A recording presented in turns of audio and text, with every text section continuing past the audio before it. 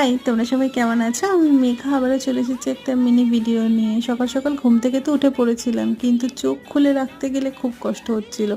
চোখ থেকে যেন ঘুমটা যেতেই চাইছিল না। বাইরে বেরিয়ে দেখি মা পুজোর জোগাড় করছে।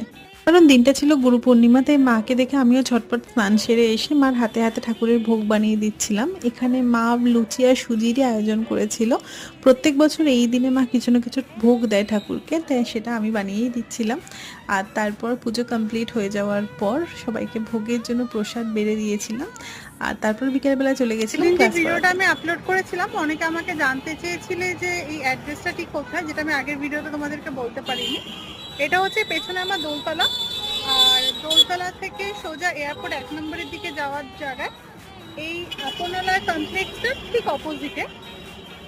আবার ওদিক থেকে আসতে গেলে ডেসলেনটা ঠিক ক্রস করে একটা কি দুটো বিল্ডিং পরেই হচ্ছে আমাদের দাদা বৌদির ওই রেস্টুরেন্টটা খুলছে।